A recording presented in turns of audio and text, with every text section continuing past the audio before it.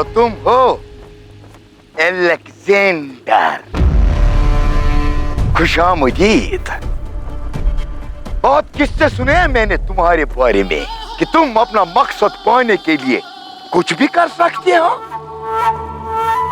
जैसे कि मैसेडोनिया का तख्त पाने के लिए तुमने अपने ही वालिद का कत्ल कर दिया। पर एक बात तुम समझ नहीं पाए बच्चे, ये मैसेडोनिया नहीं फारस है। फारस।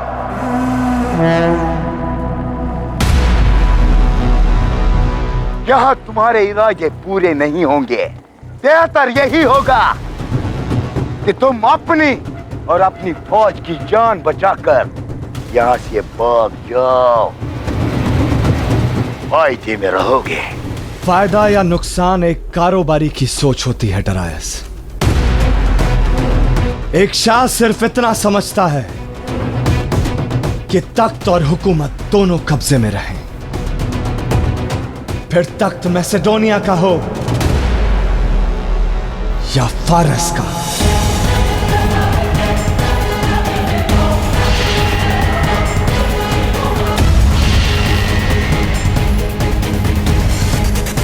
मैदान जंग में जुबानें नहीं, शमशीरें टकराई जाती है अलेक्जेंडर।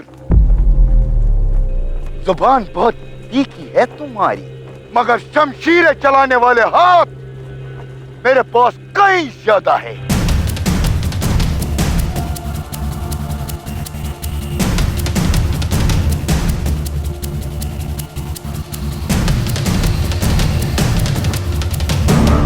तुम्हारी जंगी तरीकों और चालों के बारे में मैंने बहुत कुछ सुना है। ये भी कि तुमने वो दिमाग पाया है जो सबसे अलग है, जो सबको शिकस्त दे सके। मगर लगता है वो महज अफवाह थी, क्योंकि एक बेवकूफ ही फारस की इतनी बड़ी फौज के सामने आने की हिम्मत कर सकता है।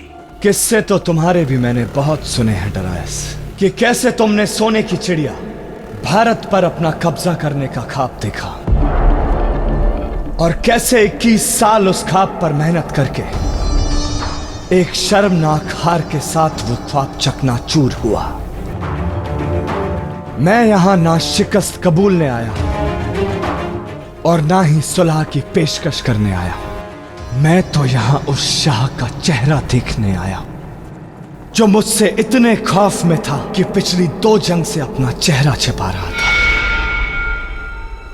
जिसने पूरे फारस के सिपाहियों को मिलाकर इतनी ताकतवर फौज बनाई और फिर भी एक बुज़दिल की तरह मेरे खेमे में घुसकर निहत्थे और लाचार सिपाहियों पर तब हमला किया जब मैं वहां मौजूद नहीं था, क्योंकि उसे खौफ था कि कहीं वो ये जंग हार ना जाए। और मैं यहां ये भी बताने आया हूं डरायस कि अलेक्जेंडर कभी पीठ पर वार नहीं करता। वो तो दुश्मन की आंखों में आंखें डालकर कलेजा बाहर निकाल लेता है।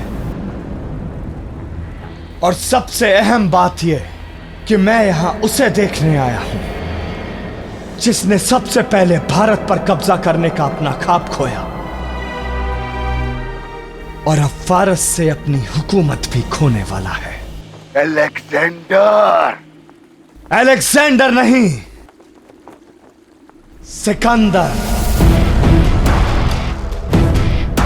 फारस में मुझे लोग सिकंदर के नाम से जानते हैं डरायस, और उम्मीद है कि सिकंदर नाम के मायने तुम्हें अच्छी तरह से पता होंगे। तो तैयार रहो डरायस, क्योंकि अब सिकंदर तुम्हारी जमीन, तुम्हारा तख्त और तुम्हारी आजादी छीनने वाला है।